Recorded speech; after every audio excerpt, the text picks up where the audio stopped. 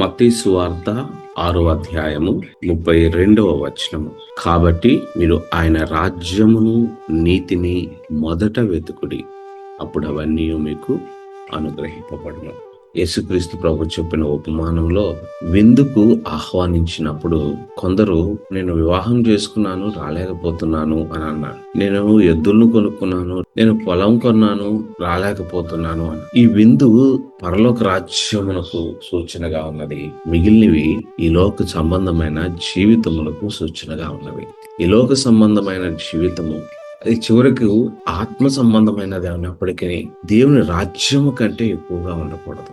దేవుని కంటే ఎక్కువగా ఉండకూడదు. అప్పుడే దేవుడు మధ్యాకాశంలోకి వచ్చినప్పుడు మనం సంసిద్ధంగా ఉండేవారిగా ఉంటాం. ఈ రోజు తెల్లవారుజామున ఒక దర్శనము లాంటిది ఒకటి వచ్చినది. నా శరీరంలో నుండి నా ఆత్మ వెళ్ళిపోతామన్నది. రాకడొచ్చిందేమో, లేదంటే ఇంకా దేవుడు నన్ను పరలోకానికి తీసుకుని వెళ్ళిపోతున్నాడేమో. ప్రవ్వా, ఇంకనూ నాలో ఉన్న బలహీనతలు ఉన్నాయి కదా నాయన, ఏంటయ్యా అని అంటే ఒకసారి ఆయన మాట, నేను వాటిని రక్తం చేత కడిగాను కదా, ఆ సంతృప్తినిచ్చింది. వెంటనే అయ్యో ప్రభా, నేను ఇప్పుడే ఎన్నో ప్లాన్స్ చేసుకున్నాను పరిచర్య నిమిత్తము, మిషన్స్ నిమిత్తము. ఈ క్షణంలోనే నా ఆత్మను తీసుకుని వెళ్ళిపోతే ఇవన్నీ ఏంటి ప్రభా అనే తలంపు వచ్చింది.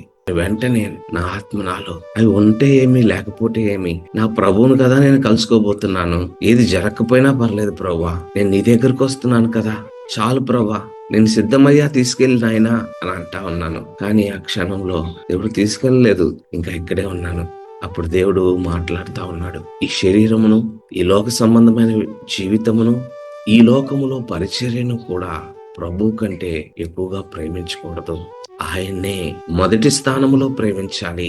దేవుని యొక్క ఉద్దేశ్యములు, ప్రణాళికలు ఎన్నడూ ఆగవు. ఎల్లప్పుడూ, ప్రతిదినం, ప్రతి రాత్రి ఈ మాట ప్రభువుకు చెప్పగలుగుతామా? నాదా, నేను నీకు సమాధానముతో నీ యొద్దకు నేను రావడానికి సిద్ధంగా ఉన్నానయ్యా అని చెప్పగలిగే మెట్టు మనం కలిగినప్పుడు చాలు. అదే మన జీవితంలో సిద్ధపడినటువంటి మెట్టు. నేను నా ప్రభువుని నేను ఎప్పుడు కలిసేదనా, ఆయనతో నేను ఎప్పుడు ఉండేదనా అనే తపన, ఆశ ఎన్నడూ పోగొట్టుకోను.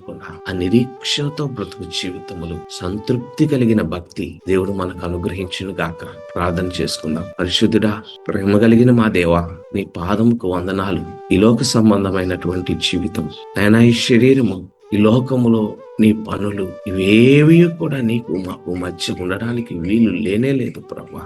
నీవే మాకు ప్రథమముగా ఉండాలి. నిన్ను బహుగా ప్రేమించు ప్రేమ మా హృదయాలలో కుమ్మరించు ప్రభువా. ఈ దినం నీ కృప మాకు అనుగ్రహించమని యేసు నామమును వేడి ప్రార్థన చేయుచున్నాను తండ్రి. ఆమేన్.